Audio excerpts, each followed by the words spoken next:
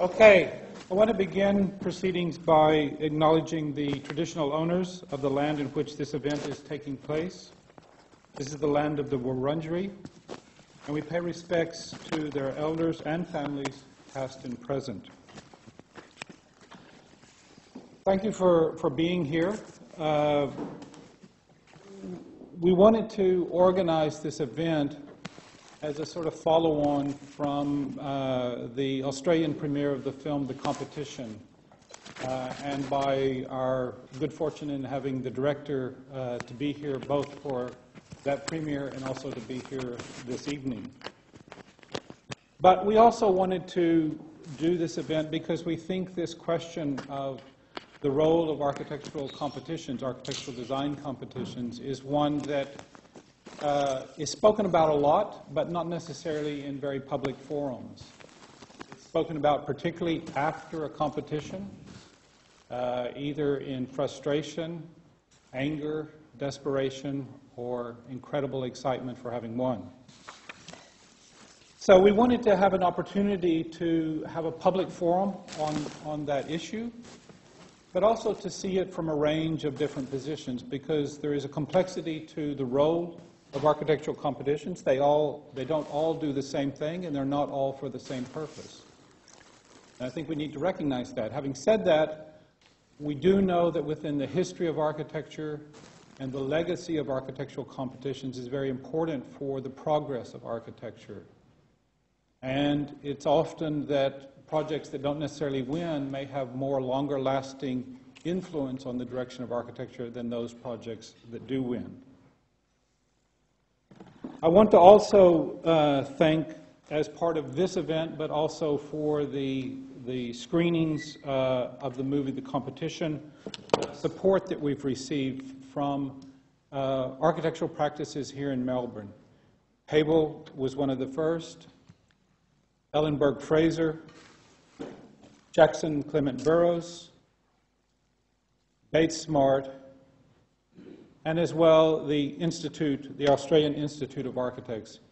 Each of these gave funding to help support, to bring the director out to Melbourne, to fund the screenings, and to help us to put this panel together for this evening.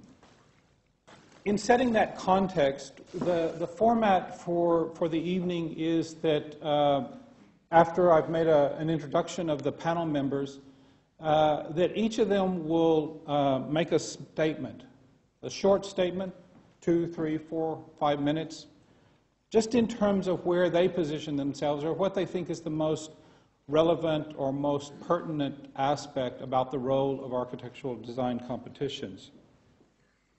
From those statements, we'll start to hopefully generate a conversation, some debate, some discussion, some interrogation of what works, what doesn't work, why does it not work, what could we do better, what could we do otherwise.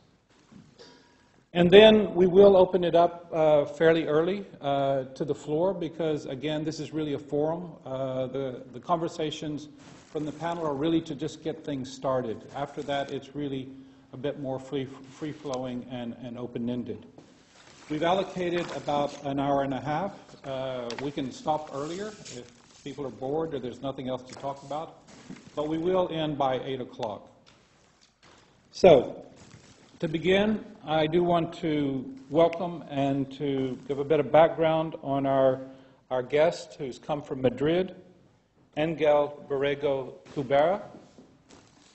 Angel is a Doctor of Architecture from the School of Architecture at the University of Polytechnica in Madrid.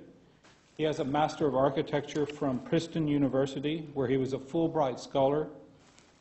And he has taught at Princeton, at Pratt University in New York, at the University of Alicante, the University of Salamanca, at Keio University in Tokyo, and since 2001 has been teaching at the School of Architecture in Madrid. In 1999, he founded his office, the Office of Strategic Spaces, and has been directing that since then. He's twice been a finalist in the Europan competitions and has been invited to participate in a number of competitions on social housing. His film documentary, the one that we saw on Saturday or Sunday, was the opening film of the Architecture Film Festival in Rotterdam in 2013. And it was at the Copenhagen Architecture Film Festival 2014, and in numerous other film festivals around the world. He is the author, among others, of the prototype urban space station, of the housing rehabilitation program called Pump Up Housing, and of Mutant Bridges.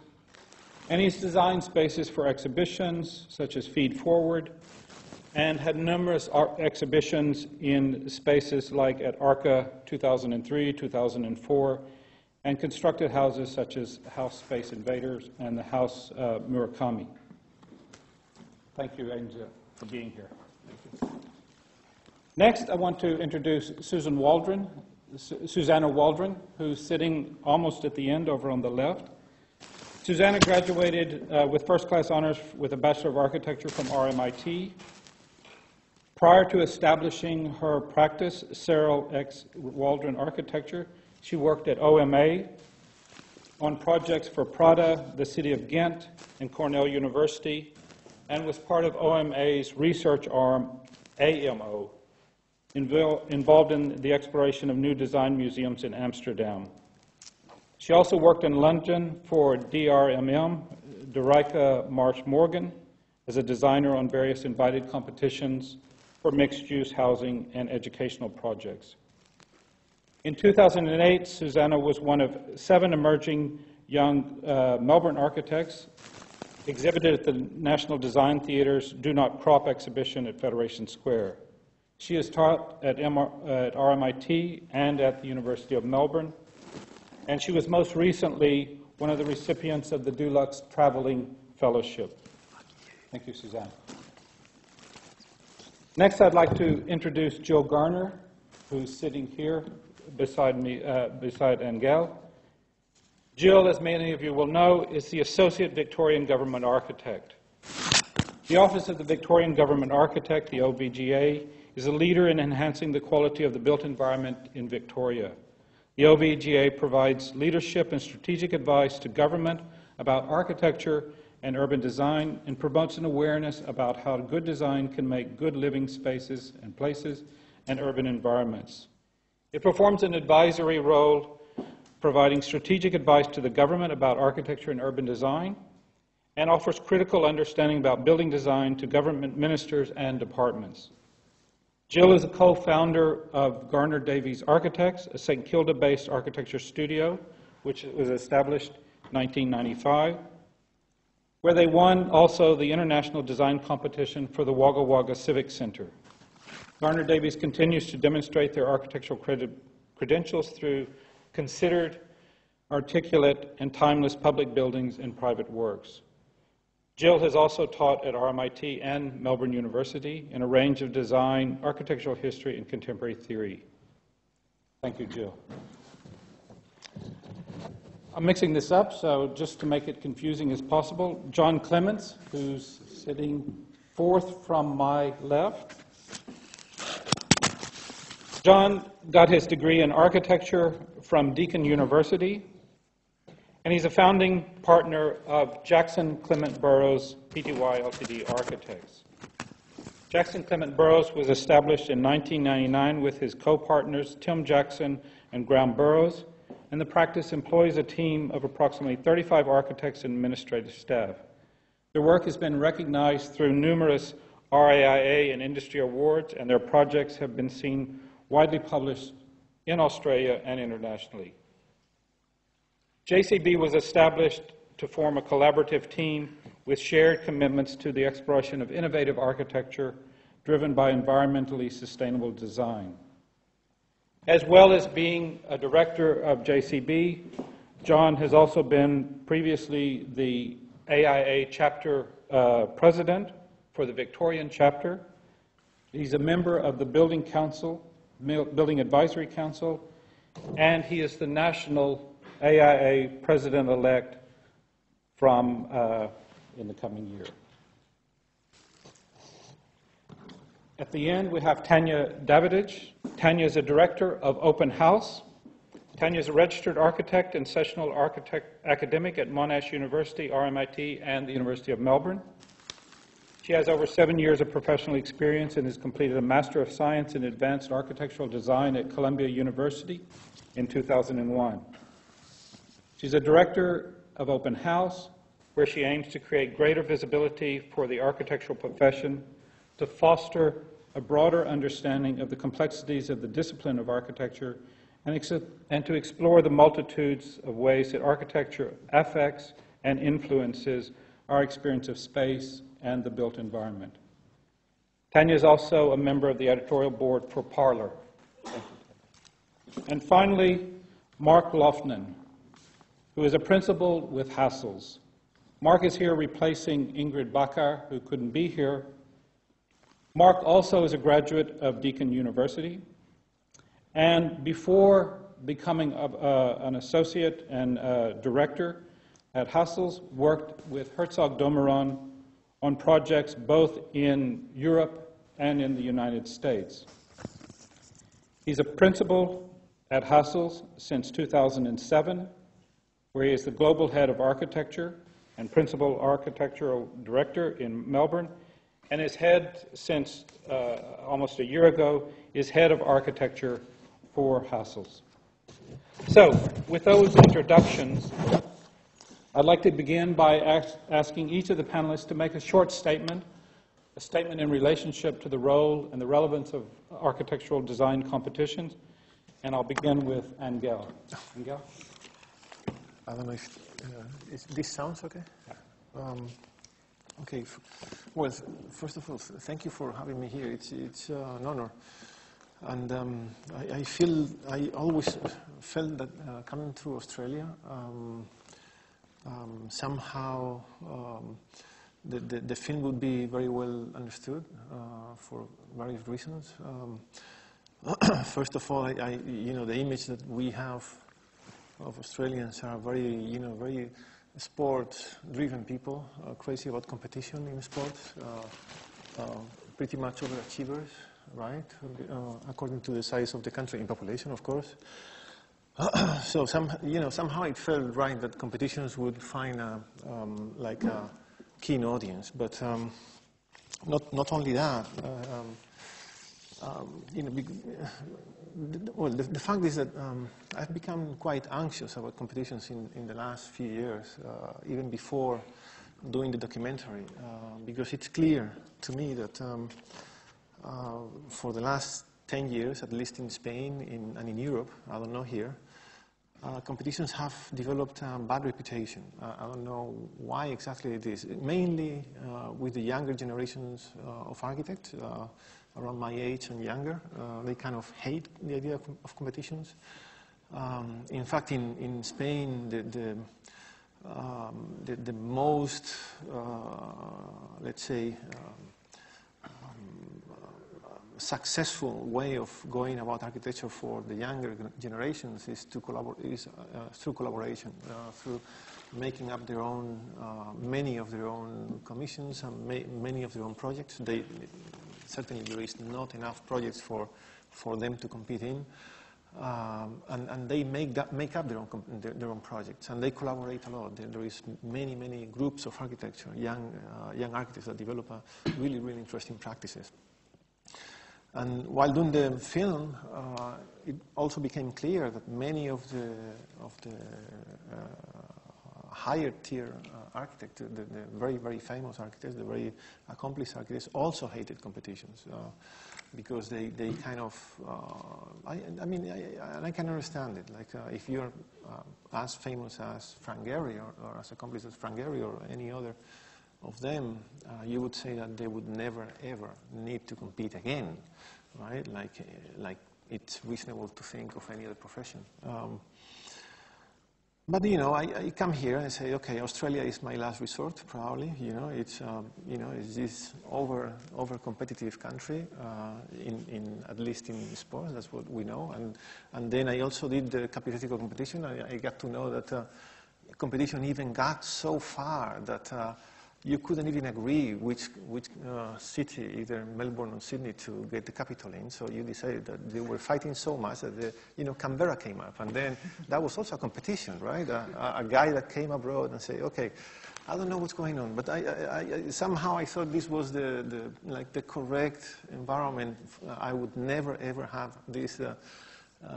This lukewarm or overly negative view of competitions. But it's, somehow it's not been dispelled yet, because you come here and say, no, competitions seldom happen. Okay, it's, which is weird for such outgoing competitive people. It's just, so why is it that, everybody competes here, bad architects? That's probably my question.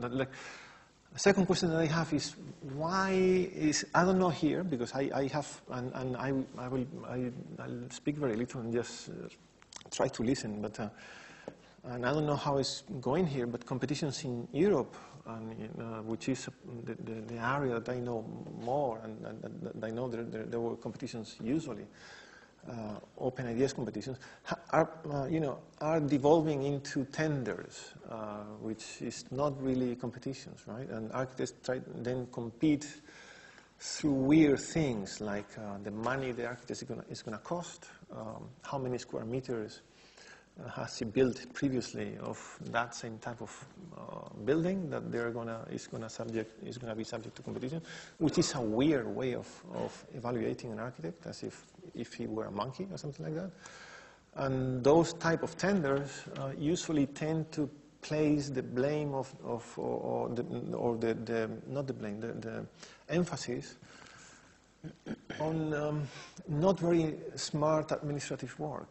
So the architect tends to end up working as the draftsman and the administrator of itself, of its own office, which is, I don't think it's a very intelligent way of using the resources and the capabilities of professionals. So I don't know, that's like my main point would be that we're in a dangerous moment in which architects are kind of renouncing competitions, and that's a very dangerous movement, because then bureaucrats will be very, very happy to make them tenders, which is not really a competition. It looks like one, but it's not.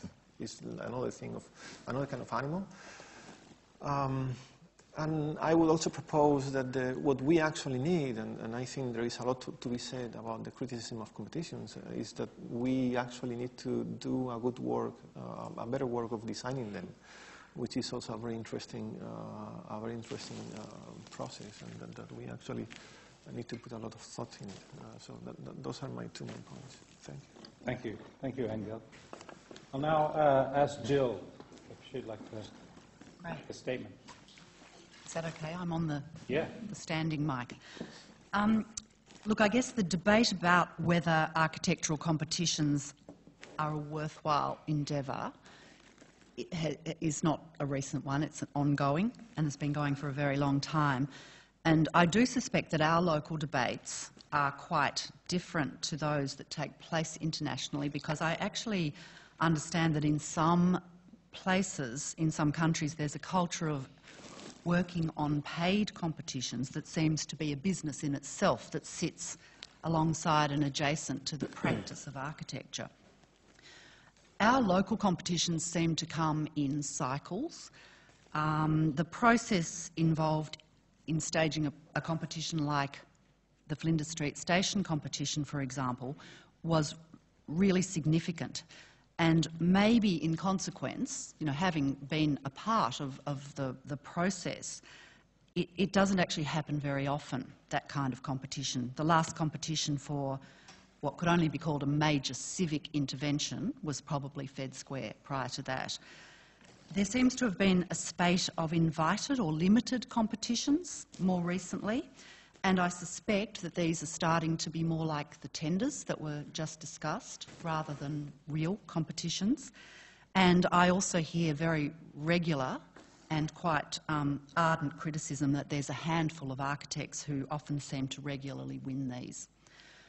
And look, in many ways, that is not actually surprising, because many practices have become extraordinarily skilled and accomplished in the competition process. and what can only be called their investment in learning that process seems to result in a clearer understanding in many practices of what it actually takes to catch the eye of the judges or the imagination of the panel that's assessing those submissions.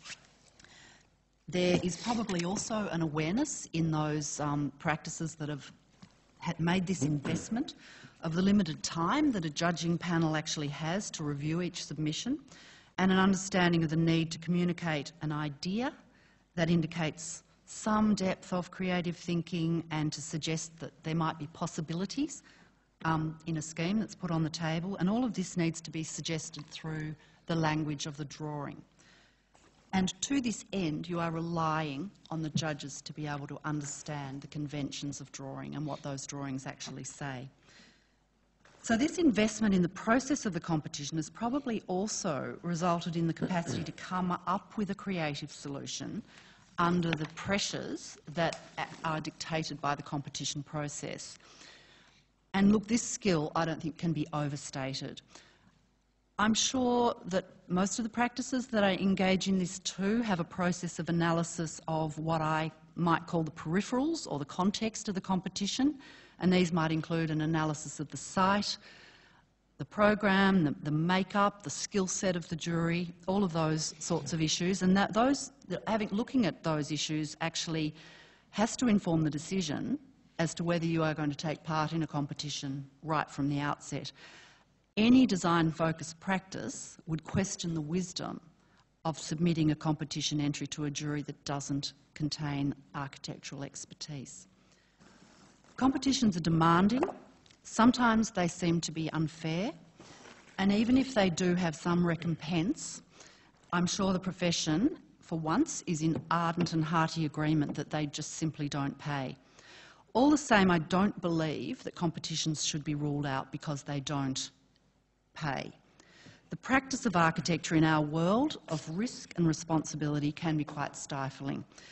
And I think the decision that a practice takes to engage in the slightly more unconstrained world of a competition can be a welcome change. And I place that as the difference to the tender context, which is quite a different circumstance. The output from competitions, the alternative visions that might be outrageous, they might be challenging, they might be poetic, or they might be the complete opposite of poetic. They're always interesting and informative, but possibly this is mostly within the boundaries of our own profession. And I was actually just going to throw a little personal experience in here, which is, and I don't know if anyone from Denton Corker Marshall is here, but a very, very long time ago when I was working at Denton Corker Marshall on numerous competitions, one after the other, and I can pin the moment in time where they changed their design aesthetic, which was when they came second to Zaha in the Hong Kong Peak competition. And I can remember them poring over Zaha's drawings and just saying, what is this? This is the most amazing thing we've ever seen. And I think that within the boundaries of the profession, actually being exposed to an incredibly different point of view about the same project is an incredibly enlightening process. On a different level, a competition can also provide the platform for the non-architect member of our community to get a glimpse into this creative process.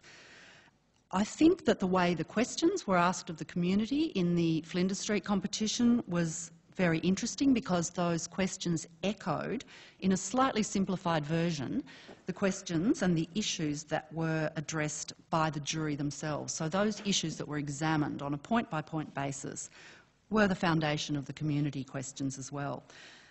And I guess I like to be really optimistic in the belief that the more that our community is exposed to what I could only call credible discussion about design, then the more engaged, the more demanding and the more aware they will be as clients of a designed product. Thank you. Thank you very much, Jill. Mark. Thanks, Tom. Can you hear me? It's working? Yep. Yeah. Okay. Already, there's a few things that have already been touched on, so there'll be a few common themes, I imagine. I personally have been fortunate to have been involved in various competitions and have certainly observed many more. This has included a few open international anonymous competitions, which are perhaps the most tenuous type to consider. Jill mentioned a few of the things that we would consider when we think about a competition, and it's a long list actually. And there's also a lot of different definitions of what a competition is. I mentioned the open, anonymous, international type, but and then we're merging into the tender zone and limited competitions, these sorts of things. So there's open, anonymous, invited, international, local. There's all sorts. Are they real? Do they have funding? Is it about a real project, or is it about innovation and ideas? Who is the client, and what is the client aspiration? What's the history of the project? Does it have a long history of not having an answer? Is it a political topic? Is there a brief? Is there a developed brief? Because sometimes a competition, in fact half of the Flinders Street competition was really a question. What do you do with half the site? And who is the jury? That's a really important question. And what are their collective interests and expertise, the expertise they bring, and the relationship that you have as a professional to the project, or as a business to the project. What is the time frame? What is the process? What are the deliverables? And of course, what is the prize? Are we going to win? Are we going to make some money? Are we going to realise some beautiful architecture? So there's an enormous amount of questions, and there's a lot more. I think the industry in Australia, there's a certain expectation in a way, or reliance of designers to have a particular expertise in a typology, and so there's a bit of a sector mentality in a way. So I think competitions are a relief to that. They open the door to a talented, creative architect to get into a new realm of work that maybe the market is predominantly going to particular professionals. From a professional practice, from a design practice perspective, I think a lot of our work is unbuilt. A lot of the work we do never happens, whether it's a competition or not. And in a way, competitions are another piece of that, or the way I see it anyway, is that it's another piece of that. It's obviously a business decision whether to do it, but the competition can lead to innovation for the practice, for an individual. It obviously fuels your passion as a creative person because you're liberated in a way. So it's good for a business. It's good for morale. It's good for talent and for people to learn. And sometimes you do a competition and you lose, but the ideas and the things you think about, you actually take to the next project. And that exposure or that openness to the creativity can be a real benefit. It's a tough environment here for competitions, and perhaps competitions are more relevant. Well, I think they're relevant for specific projects, large projects, but they need to be very well organised and very well structured. And I could imagine for smaller projects, competitions with less risk, less deliverables, like a local council project, perhaps a sailing club.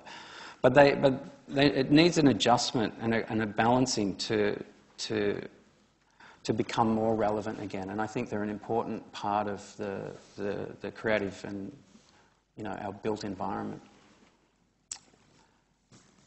They shouldn't become a source of cheap IP, or for a client to run a process in already an incredibly competitive local and global environment.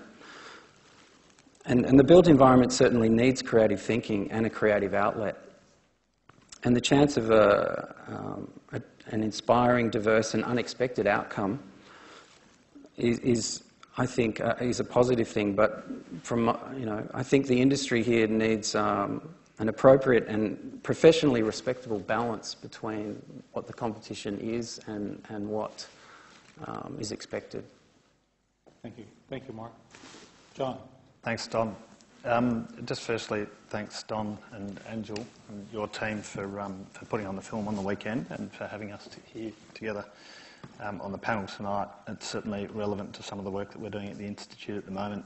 I thought I should, we were asked to put forward a position on the role and relevance of competition, so from a personal perspective or from a JCB perspective, I'll do that, but I'll limit my conversation essentially to the work we're doing in the Institute at the moment, so that the others can have their space. From my personal practice perspective, competitions provide us with incredible opportunities, and they result in a huge amount of cost in the practice, and that's about as simple as it is to us. So we're always excited by them, and we're always intimidated by them at the same time.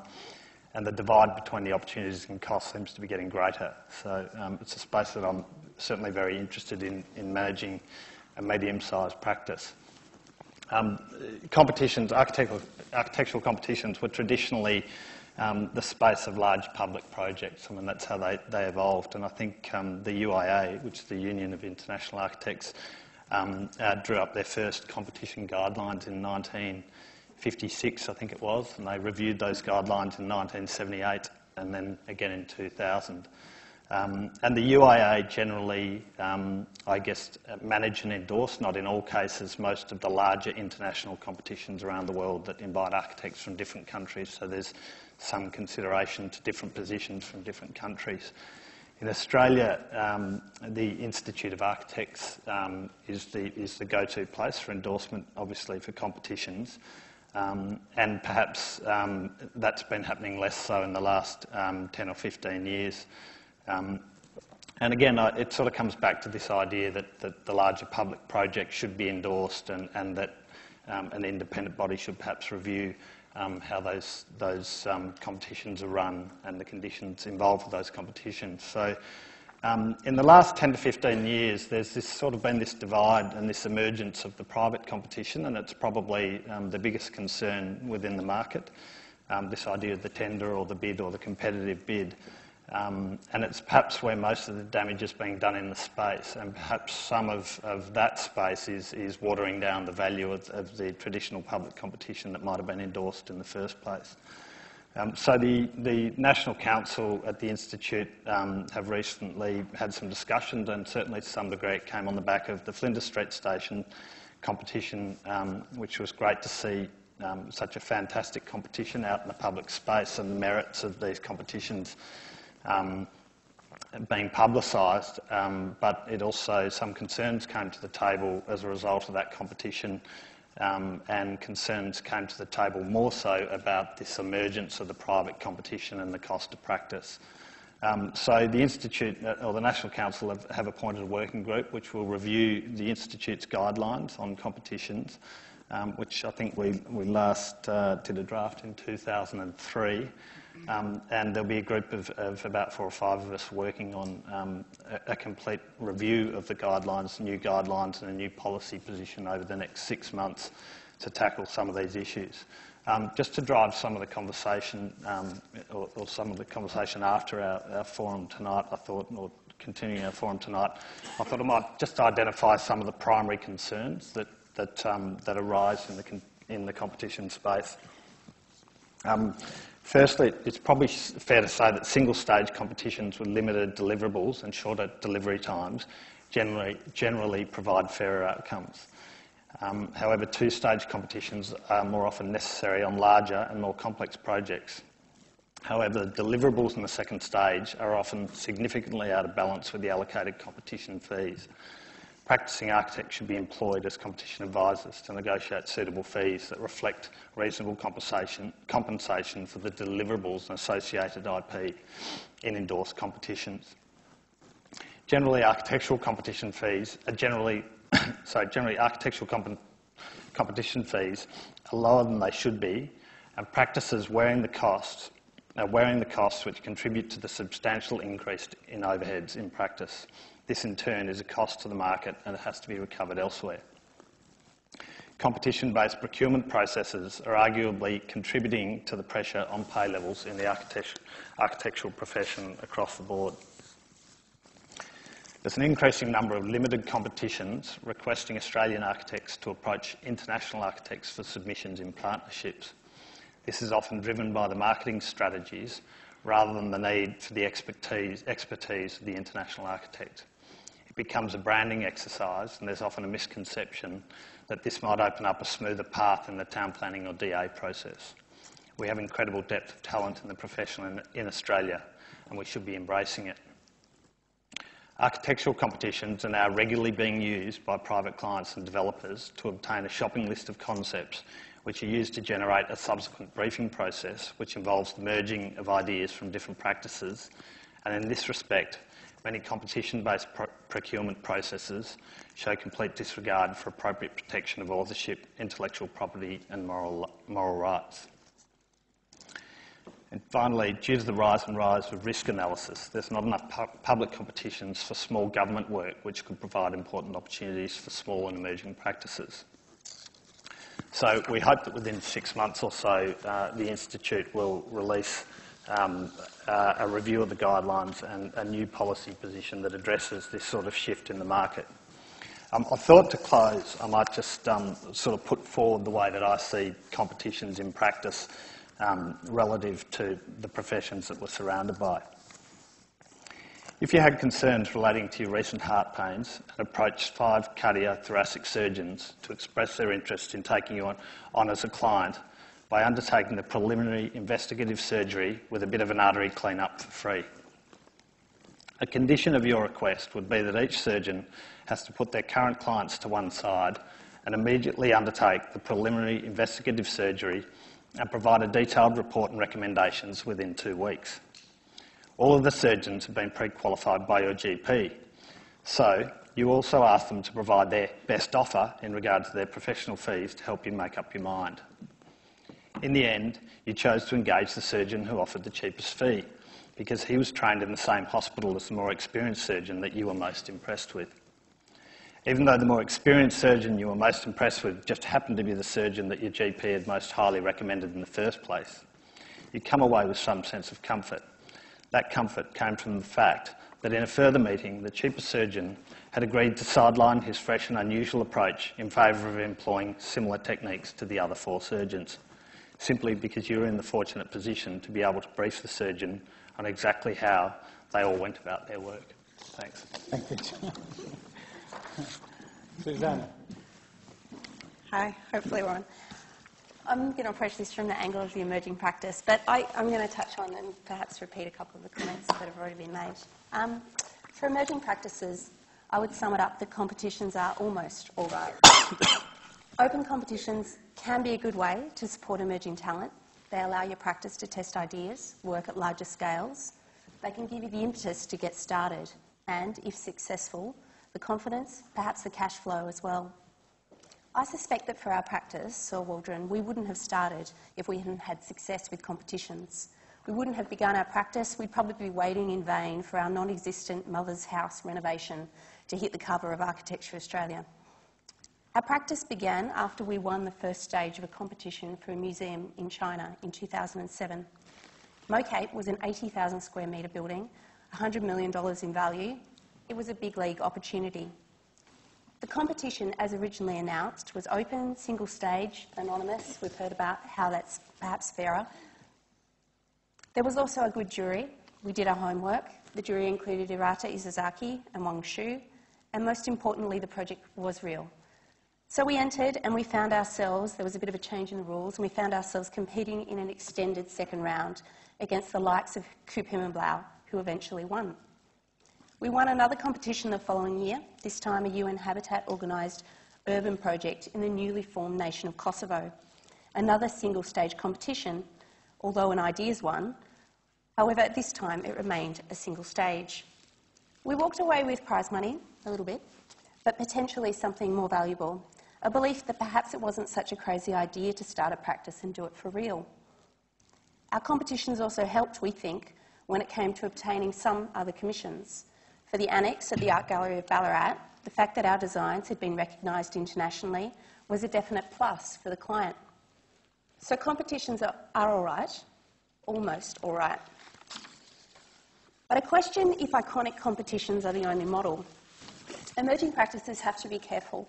Death by architecture is a definite possibility, both physically and financially. In an ideal world, all competitions would be one stage and anonymous from the emerging architect's point of view. But in reality, and I think a few of the other speakers have touched on this, many of these processes are actually capability assessments masquerading as competitive processes. They are expressions of interest in disguise, where incumbent practices are boosted ahead of design proposals. Some that we've participated in have followed this model. The UTS Broadway competition comes to mind. Others are perhaps, and I think John touched on this, the idea of marketing, but also I think sometimes competitions are public relations exercises, where the competition is ideas only and is primarily used as a way to garner public support for a contentious project, allowing clients to claim they've sought the best design responses. Perhaps Flinders Street Station comes to mind. Design competitions should be about design. There are a multitude of other procurement processes available if design is not the main criteria. And so we come to the question of, or the equation of risk and reward. A practice like mine might put 200 to 800 hours on the line for a competition, time which, if compensated, might be worth up to $80,000. Obviously, we have an appetite for risk. And high risks are, we accept, an inherent part of competing. But this risk needs to be taken by both parties. Risks without rewards or rewards without risks is an inherently unequal situation. I think that we should all be concerned at the trend towards risk-adverse approaches to competitions. I want to question also if competition models in Australia are actually diverse enough. The iconic competitions get the kudos, they draw attention. In Melbourne, we seem to have an approach to either iconic competitions or nothing at all. More diversity in competition models is needed if we're serious about benefiting emerging practices. We actually need diverse types of design competitions which go beyond the once-a-year iconic project. The Danish government have an architectural policy in which a wildcard system encourages developers to make room for younger, less established design studios in their various competitive processes. This government-endorsed, developer-led competition model requires the inclusion of at least one emerging practice getting thrown into invited competitive mixes. Increasingly, these competition opportunities are actually being offered to young practices in Sydney. In these design excellence competitions, developers are encouraged to run competitions and use emerging designers with a bit of a carrot. You get some bonus heights and volumes. In Melbourne, we pride ourselves on commissioning good architecture, but increasingly these commissions processes continue to favour the early winners and now incumbent established practices. The much lauded Dutch competition model of the 1990s was actually not necessarily as open as it seemed. Winners were picked. On the whole, many of the competitions were invited, where emerging practices actually got the chance to show their innovation and be taken seriously. The rise of an emerging invitational, if we want to phrase it this way, could be welcome, where the private and public sector would broaden their risk appetite just a bit to allow a new generation through. Thank you. Thank you, Suzannah. Okay, finally, but not last, Tania. I get the last word. Maybe not. I'm an architect, a critic, and an educator, and as an architect I could make many, many arguments against the competition process. I've been involved in a past life in a lot of competitive tenders, and I don't think that they are good for the profession. But as someone who is deeply interested in the culture of architecture, as opposed to the business of architecture, I feel that the public competition process is an incredibly important way to procure architectural design. I don't think it should be the only way, but I think it's incredibly important. And it could be utilised more widely and better to target the issues that some of the issues that I think our profession is facing. Does need to be right-sized and well-designed, though. And I'm interested in the competition process and how it's designed and executed on 3 levels. Firstly, as a vehicle for opportunity, especially in relation to emerging practitioners. Secondly, as a forum for experimentation and creative architectural thinking, beyond normative kind of market-driven procurement methods that determine most of our built realm. But most significantly, I think I'm interested in the competition process as a potential interface between the architectural profession and a broader public audience. the reality is that for the vast majority of our population, unless you hire an architect, you have very little engagement with the architectural process. And we all know the statistic of, 5%, less than 5% of new housing is designed by architect, which leads you to understand that not a huge amount of people have a kind of a direct relationship with this process. And yet the built environment has a significant impact on the way we live. And in their day-to-day lives, most people have very, very little opportunity to engage positively or constructively with the architectural process. The primary ways we engage with the architectural process are through the planning process, which is objection-based and often adversarial. There aren't many architects who could say that, although I hope there's some here, that they got an absolutely fantastic write-up of the potential house that was going up next door. And the other kind of way we engage with the architectural process is through the media, where quite frequently architecture is linked to the overdevelopment of our cities and our suburbs. So kind of the Matthew Guy's tall towers and the NIMBYism you see in suburbia. So I believe that we need to encourage more architectural competitions, but we also need to think about how we can design the competition process to encourage discussion, debate, participation and engagement from both the public point of view and from the architectural profession's point of view. I think it's just elaborating a bit essentially on some of Jill's points. I think one of the most important roles of the contemporary competition process, like how might we change the process, is to provide a space where we can have conversations about our built environment and where these conversations can take place in a productive way in public. So what I'm really interested in today is us all having a conversation not only about the ways in which we can encourage more public competitions and better public competitions, but also the ways in which the competition process can create a platform for talking about the city in a positive and productive way. Thank you. Thank you, Tania.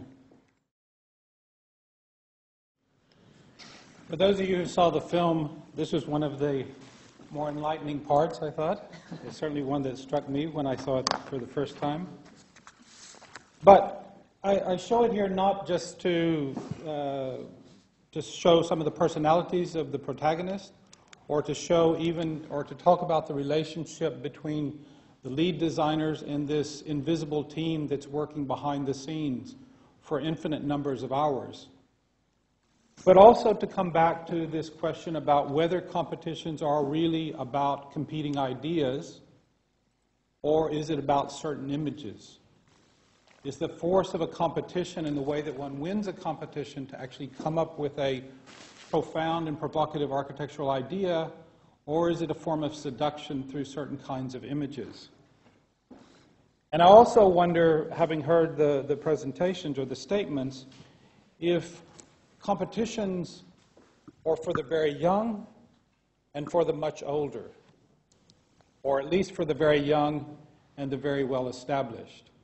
So I wanted to ask Suzannah, because she's spoken about how her practice has started, whether now, some years later, you feel that competitions are still that sort of force that you began working with, or now that you have a name, now that you have some success, competitions are really just too much work? Nick and I both saw the film on Saturday night, and actually we as soon as we kind of left, we both had a sense of nostalgia for being able to work on a project for that long and not answer emails and go after some other random opportunity that's not going to come out. And so I agree that the focus you can have as a young practice when you don't have anything else on allows you to do competitions more easily. But for us, it's not necessarily that we don't want to do the work. It's that the reality of not being so young that you can put everything on hold isn't there anymore, that you also just don't have the staff to pull onto it to make it happen either. So it's a slightly awkward kind of place to be. Mark, do you think that a practice like HASSELL has an unfair advantage because you can actually have a sort of steam room in the back working away while you have your other commercial projects funding it? A steam room sounds like a nice place with a spa or something. Oh, look, I guess there's no question scale gives you a certain amount of flexibility. So, you know, I think the answer is probably yes. But to the same point, you know, we're running a business, and each opportunity that comes in needs a due conversation as to what the merits of it are. And for us to take on a competition, we also have to find resources for it because they're not there, and we have other paying clients, and it's a constant juggle and reprioritisation, and it's also opportunity cost. You know, if we do a competition, we might have to say no to another project. So I guess the answer is the scale gives us some flexibility in that, but it doesn't make it necessarily easier to you know, produce a winning outcome in lots of respects, I would say. Tania, you spoke about being more interested in the culture of architecture rather than the business of architecture. Mm-hmm. How long can one support the culture and still maintain a business? Oh, well, apparently I'm not doing that very well.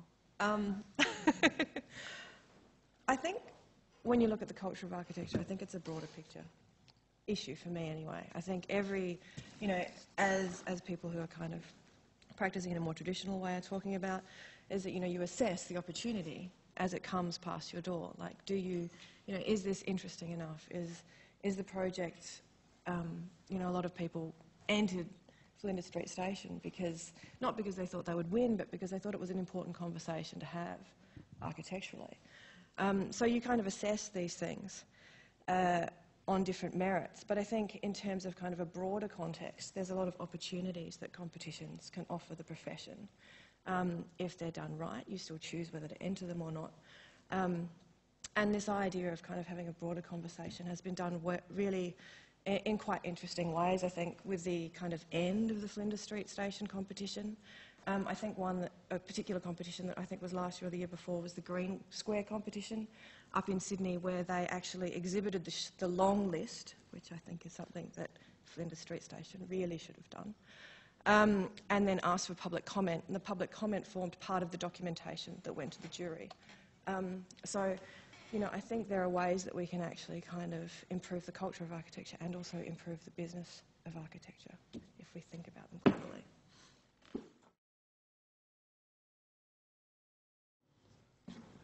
A lot was said by numerous people about the role of the jury. So, Jill, how do you construct a good jury? Well, look, as I said, I think any architectural practice that is really interested in design, first of all, would look for an architect on the jury. I think if the jury is made up of the local mayor, you know, a few interested parties, the local politicians, the you know, businesses, developers, I think it's not a situation that you are possibly going to win on a design premise or something that might capture the imagination. And I guess what you're relying on in a competition, and I argue a little bit for less, you know, if the submission is less, it's about an idea, and has that idea got potential. What it means is that you're relying on the conventions of drawing and your capacity to suggest that there's something in your proposition. And what that takes is a highly skilled component in the jury. I don't mean the whole jury has to be that, because there has to be obviously a balanced makeup. But the voices that can dig down into the potential in a design, I think, is probably the fundamental proposition in a good jury. And it has to be balanced as well, because you can't just have one of those voices. There has to be more than one, because it ends up being, you know, I know there's sort of thinking, is 7 too many? You know, does it need to be even? Does it need to be odd? There's a general consensus that 5 is probably quite a good number for a jury, but the problem you have is if somebody gets added to that jury who is the Transport Minister or whatever, you might say, can we have another architect in there too? So I guess you have to look at a balance, and yeah, my proposition would be that there has to be enough voices that can really read the idea and the potential in the idea. John, in terms of the rewriting of the guidelines through the Institute, what emphasis do you put on the jury, or what does the Institute say about the jury composition?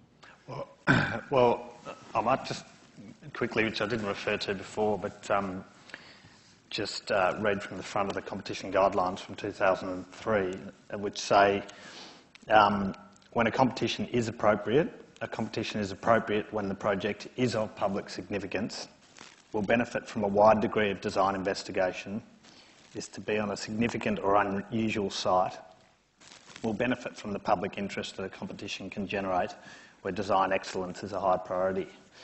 And when a competition is not appropriate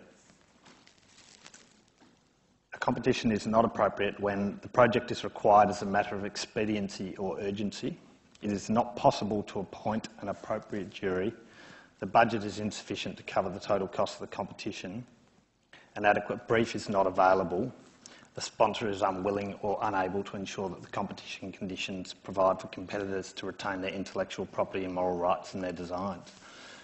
So the jury is sort of front and centre in that. I think that a jury can't really be appointed until there is a clear brief in place for a competition and a fundamental understanding of what the competition is trying to achieve. And it feels to some degree, if we look back on various public competitions in Australia in recent times, that the jury is sort of appointed as part of the announcement of the competition before a lot of the work's done on the briefing stage. So the competition's out there, it's going to come out, the document will be released soon, and here's the jury. So it sort of needs to be done in reverse. But I would support Jill's comments in saying that diversity in the jury is important. So it's not only about the architects and peers sort of reviewing the work, but a series of critical analysis even across engineering and so forth, relevant to what the objectives are of the competition. And then also, of course, just gender balance on the jury so that you don't get sort of male egotistic architects driving the outcomes. It would be fair to say. But you've mentioned, and it was mentioned by many of the statements, about the role of the brief, and that there have been competitions where the brief has not been very clear or perhaps gave mixed signals and stuff. But at the same time, to what degree should a brief or the sort of parameters of a brief allow for an answer which is not already imagined by a brief? I mean, there's a certain degree to which a brief actually presupposes a certain sort of response. Yeah. So how does one leave enough openness to get more than what you thought you would get? I think that's got a lot to do with the role of a competition advisor in front of the competition brief being established. So an independent architect and possibly other people on that panel who advise on what the project, I mean, they just need to establish a clear set of objectives about what the project wants to achieve, and then structure a balance in terms of the deliverables and the briefing requirements around the outcomes. And I think, ultimately the conversation at some point is going to go across to Flinders Street Station. And I think there's a relevance here that's important, that Flinders Street Station was fantastic. It was a fantastic competition. It was one of the most significant competitions in Australia in a long time. It was a very complex project. It was obvious that it needed to be a two-stage competition. And it was quite a complex brief. And fundamentally, within all the documentation that was provided, and I should say that I didn't submit in the Flinders Street Station competition. I was the chapter president at the time. It was probably the biggest upside of being the chapter president was not doing it, because we probably wouldn't have won it. But in terms of looking at Flinders Street Station, there was a lot of information in there, a lot of detail, and I think that architects are attracted in the first instance to what it could be and all the ideas and the outcomes. And the competition itself, we are very competitive in Australia. But there was probably an imbalance between the briefing requirements and the technicalities involved in what information and technical information had to be provided in the second stage. And that was probably out of balance, I think, with the fees that were provided to the architects that worked in that second stage. So it was a very expensive competition for a lot of people. It was a very expensive competition for everyone who submitted. It was a particularly expensive competition for the 5 or 6 practices that were shortlisted in the end. And I guess at the end of the day, this huge amount of IP has been handed over to the government at great cost to these practices for very little reward. Well, I would see that as very valuable work for the government in understanding the opportunities and outcomes for Flinders Street Station, and that those practices should be compensated. Now, that's not a direct criticism because the Institute endorsed the project, but what it says to us is that maybe we need to rethink about the role of competition advisors and how important those people are who sit up front and actually make decisions about how a competition is actually run. Jill, you want to... I just wanted to add another comment over the top of that, because I think one of the difficulties in competitions generally is the expectation that architects can get it right with no contact with the client.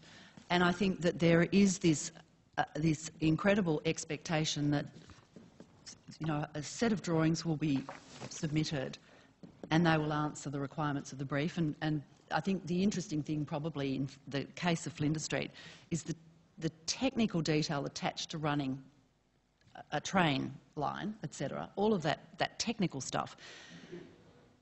While the parameters of it are general and should have been addressed, it's a matter of how much detail goes into the competition, and I think there's probably a lot of argument about that, because there has to clearly be the capacity for the winning project to achieve the intent, but to actually expect it to be right, I think is actually incredibly naive and perhaps a huge ask, and perhaps it could have been brought back a notch. Yeah, yeah. I mean, I think we've got to remember that the intention was that it was in effect an ideas competition, yeah, even though it was 2-stage, yep. And the concept of an ideas competition versus a competition for a project that will be built is fundamentally different in terms of how the constraints are put forward. So, half an hour or so, or all the time you want. It's revealing in terms of the way the jury treated the different presenters and the different teams. Some with incredible deference and some with get on with it because we've got other people to see. And Gail, would you like to say anything about, because you were not just there filming, you were also participating far beyond what's seen on the screen. What's your thought about the process, particularly at the sort of presentational stage, or the relationship of the jury to the architects and to the teams? Can I instead answer a few of the issues? Like because I think the film is more or less self-explanatory. Like you don't treat the same Frank Gehry than Tiago, which is junior partner now at Zahas, right? It doesn't make any sense. So, sorry? Oh, sorry. I speak very low, so you have to forgive me. I'm, you know, some kind of... I'm speaking this one. That's okay. That's okay. I'll so, you know, it's all architects here, right? I'm not mistaken that we are all architects, right? But we've been speaking like horrible things about architecture all the time. So we've said that drawings are very, you know, it's very naive that drawings will give an answer. We've said that competitions are very expensive, or that our nice drawings will carry the jury away, you know, and it's no way that they can see through nice renderings. So it's all, you know, I've now learned a few things about, thank you very much, about Australian competitions. It seems that there is the only way, let's see if I can read it, the only way to make a competition is that if it is significant, which is a strange word to throw in the mix, like, so what is significant? No, this is not significant, forget about it. There's no way we're going to make a competition. But If you want to not make a competition, you have it very easy. You don't have a budget, or it's very urgent. You know, it's so urgent. It's going to be for the next 2 years. You know, so we have, so the design process has to be sped up all you want because it's urgent, so you don't have a competition. So it's very clear to me. Like, so I don't think that's a fair. Competitions are not competing fairly, right? Well, at least I don't think so. And there is one thing that really worries me. I have the idea that at least the architecture I know, or the architecture I was taught,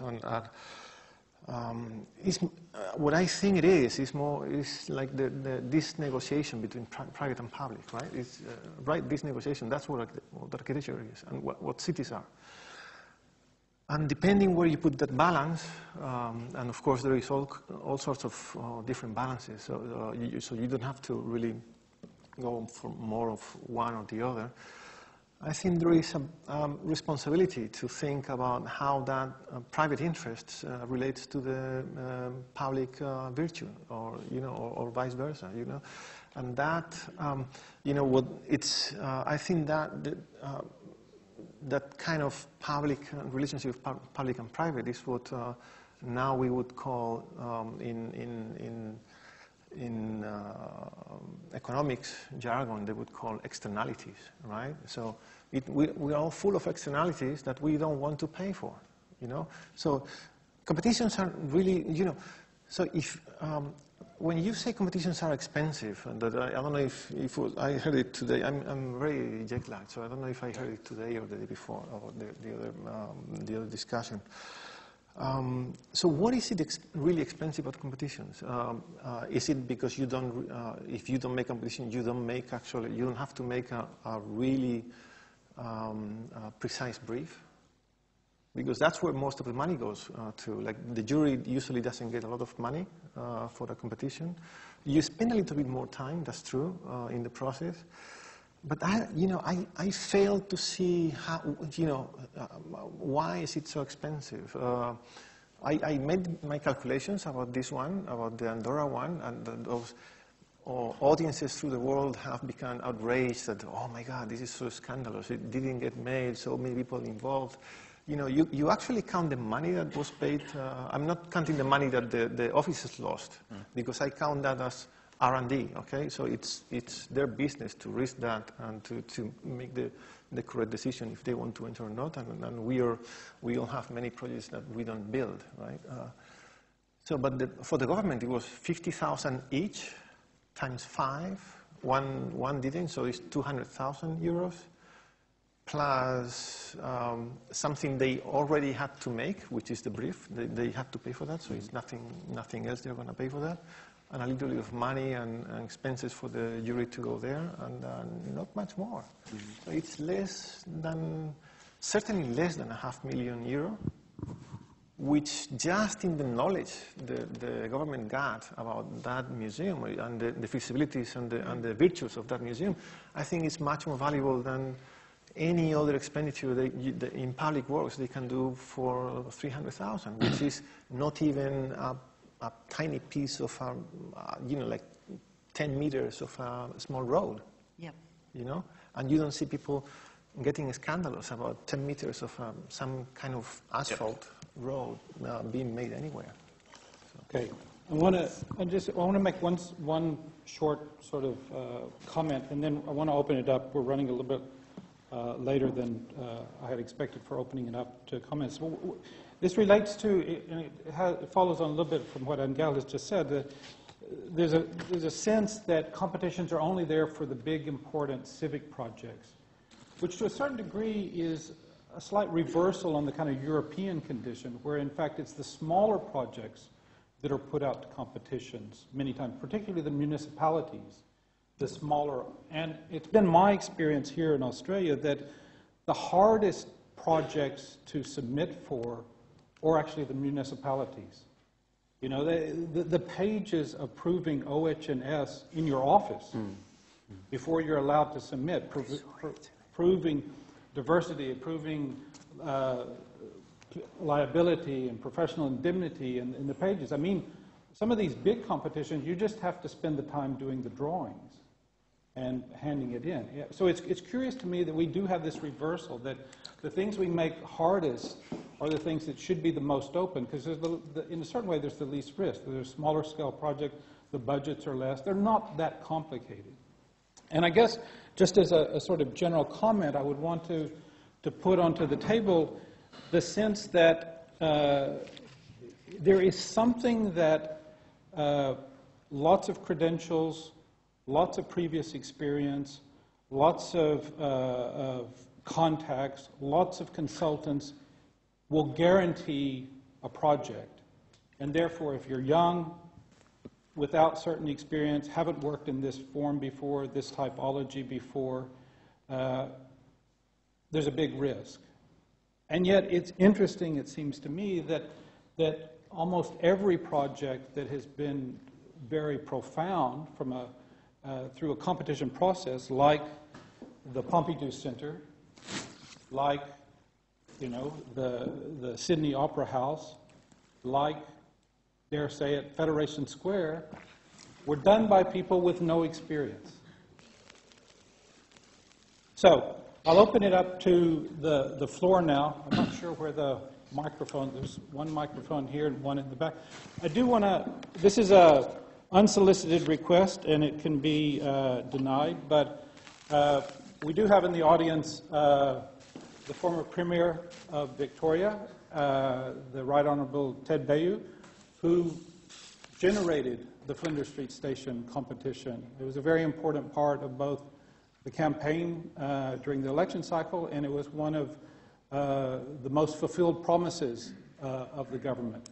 And I just wonder, Ted, if you would like to say a few words, since most of the conversation seems to have been about the role of Flinders Street Station design competition and its effect. I'd love to, Don. I can say that I worked on the winning entry for City Square. I worked on the winning entry for the landmark competition. I worked on the winning entry for Parliament House. I worked on the winning entry for the original Stoke House competition. Interestingly, in each of those cases, the jury disagreed. And I, like all of you as an architect, had the anxieties that have been expressed tonight. And perhaps my way of dealing with these things was to seek to elevate architecture and elevate architects. And I've long advocated that as a profession, the architectural profession needs to actually speak up. I'm interested in Angle's commentary. I think you were suggesting that some of the panellists were a little bit down on the profession. And I think the great thing about competitions is it's an opportunity for architects and architecture to shine and not be relegated to the back room of a design construct brief. And I've been at both ends of the process. And we can see the profession decline in its relevance in the process if we continue. But I think competitions are an opportunity for architects to shout. And architects ought to be shouting much louder than they do. And they ought to be able to shout with confidence to make sure that they suppress those who might, for political reasons, intervene at a later stage. And I can assure you, there are very few decision makers in government, state, federal, anywhere, who can even read a drawing. And you can't make assumptions. And I wouldn't worry about the brief too much. I wouldn't worry about the fees too much. Everybody's in the same boat. We sought with Fed Square to make sure that the Institute was on board. And there were 2 or 3 times I had to intervene to make sure that was the case, because it would have been an easy drift. And we put Geoffrey London as chairman of the jury to make sure that architecture shone, and I think he did a fantastic job. And there's always an interesting public reaction to big project competitions. But the outcome, from my point of view, is sensational.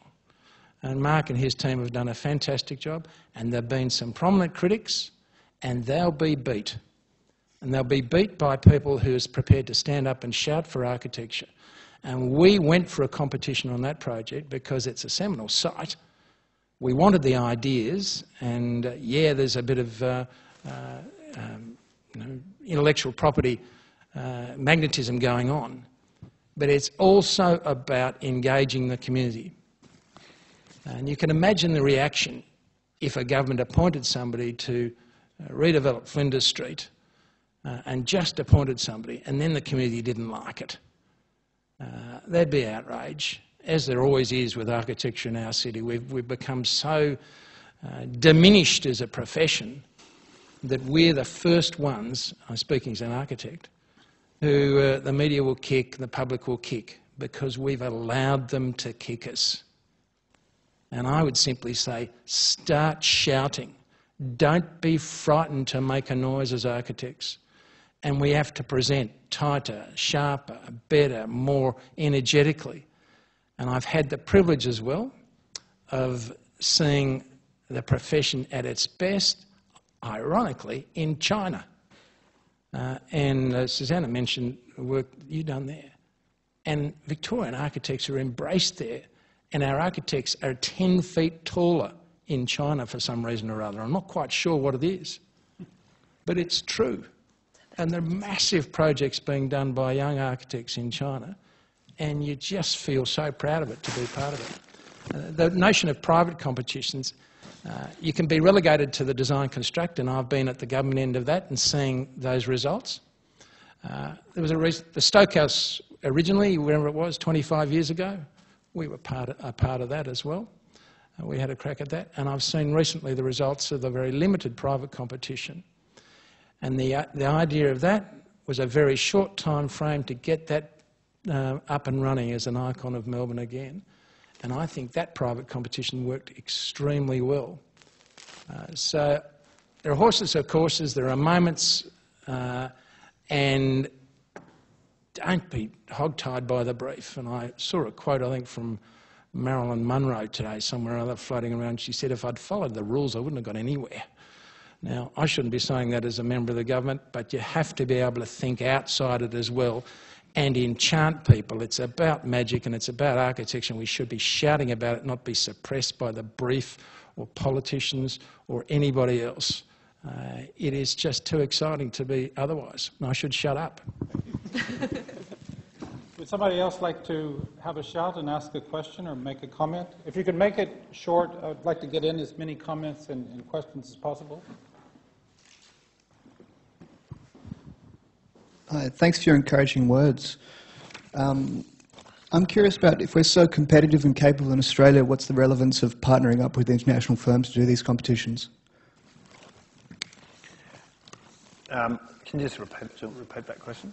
I was just curious about if we're so competitive and capable in Australia, what's the relevance of partnering up with international firms to do these competitions? Yeah, so I touched on that issue before, and maybe possibly even Ken Mark can respond to the situation in Sydney where it's probably most prominent.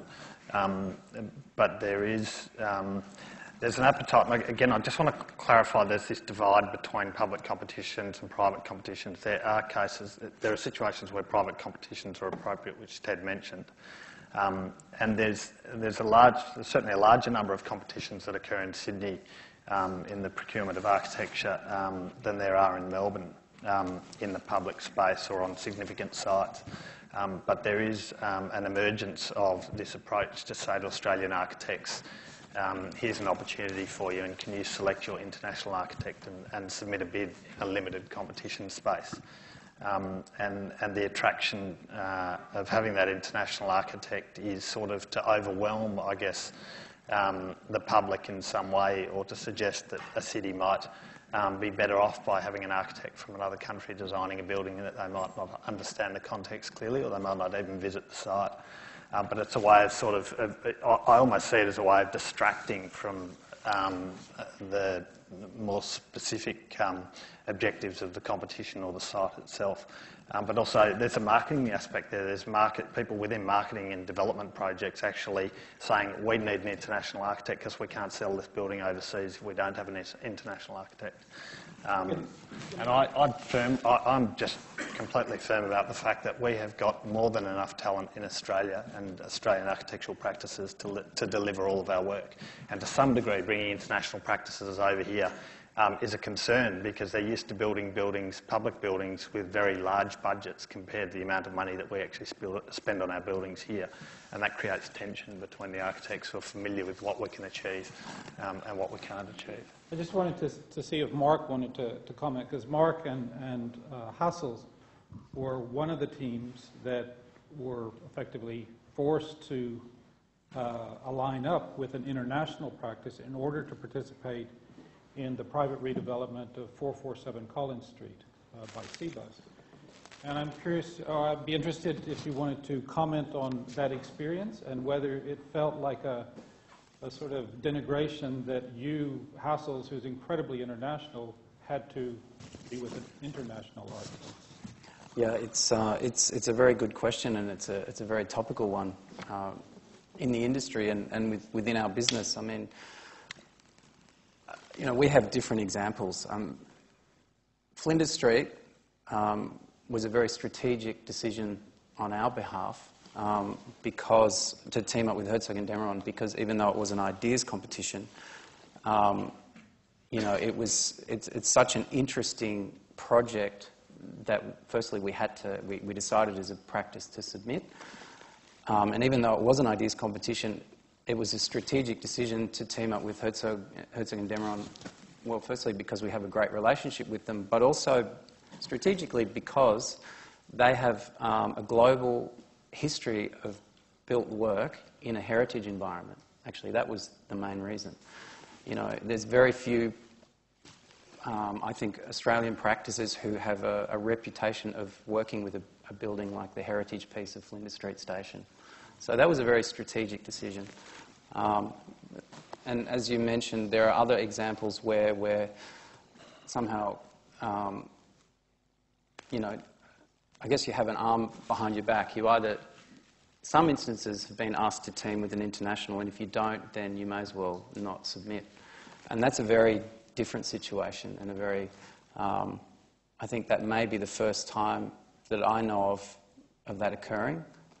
Usually it's our choice, you know. The architect has a choice to make. The Sydney environment is perhaps a bit of a quandary because of the nature of the way they procure the buildings, and Ken might want to comment on that within the CBD. It was a very strange situation. I mean, in our case, it was a decision we decided to do. The collaboration and the decision we made was a bit of a process. I mean, we are not interested in just working with anybody. You know, we really want to work in partnership. We're interested in having a dialogue with who we work with, so it's not something we just would do. But it was very unusual, and I would hope that it's not something that you know becomes the norm. And I completely agree. I mean, HASSELL is an international practice. You know, we work globally, and to be sort of put to us, you need to team with an international is actually, well, hang on. I mean, we're international. I mean, it's somehow insulting. Another question?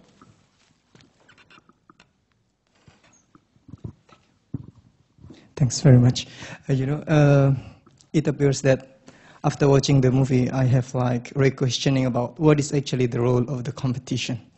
Because, you know, like in Frank O'Gary, he has like so many models to present to the client, while in Jean Nouvel firms, he paid like 45,000 euro for just like a regular model for me.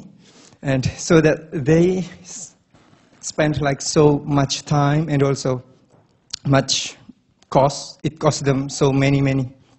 But at the end, the jury didn't pick any winner for this competition. So that's why, that's kind of, what is actually the role of the competition, whether it's just like you are got selected in this competition, just that the star architects only, but in the end, you are not winning or not losing. So that's why it's kind of a little bit weird for me as a student, because I am not a professional yet. So that's why my question is, in your role as a professional, because you have to, you know, like, I don't know, you spend money, and in the end, you don't know what is the result is. That's why I'm kind of quite confused about this kind of competition for professional work. Thanks very much. I mean, I'll take that partly as a comment. I mean, it has to be said that from the point of view of the jury, when they were doing the competition, they fully expected to build it. Unfortunately, they lost the election. And so, you know, these are the consequences. I mean, it's disappointing when you don't win a competition. It's doubly disappointing when you do win and it doesn't get built. And I think we all know that experience as well. Another question.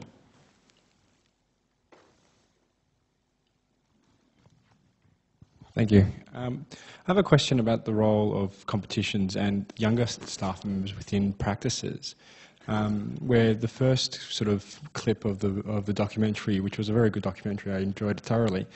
Sort of there's in that practice, there's a great relationship between the associates and the, I suppose, the minions working on the project. But there's also a translation of knowledge that's going through where the younger staff members of these practices really develop design skills, critique, composition, and are able to experience, you know, your director sort of saying, you know, what is this, you know, holes for pigeons? You know, that kind of university experience. So the question is really as well, is there a growing sort of gulf between professional practice and the way that professional practice works in Australia and the way that education is done in terms of university and theoretical thinking as education? And is that starting to be reflected in the way that competitions are run? I think that's a very good question. I might just sort of expand on it slightly in the sense that we know of a number of very large, very well-known firms who effectively have whole teams of young recent graduates or continuing students working on competitions, often for no pay. But I guess one of the questions I would take out of your question is the degree to which competitions are seen not just as an exchange from a practice to young practitioners, but actually the other way around, that ideas that are developed in university are actually feeding into offices in order to refresh the offices. And I'm curious, Angel, if you think that's true, if you got a sense of that in doing the film? Well, I think it works both ways, in the sense that what I think that a typical response from students who recently graduated architects is that it actually looks surprisingly similar to architectural education. So the setup of the competition is pretty much the most similar to architectural education, and in that respect, it's surprising that it's like seen as a gulf. And I think what you say is totally true, but I think it works both ways. Like offices actually feed off young talent, and young talent is very much helped to grow stronger in certain offices more than others, but mainly in these offices, in many of them are helped to work to grow very much stronger than if they didn't go there, even for no pay. So, for instance, there is a very simple example to me, and it is that if you're thinking about, and many people is going to hate me now, and so some others will kind of love me, I guess, but if you're ever thinking of doing a post-professional master's degree, you should perhaps thinking about going to an office, because you will not be asked for money.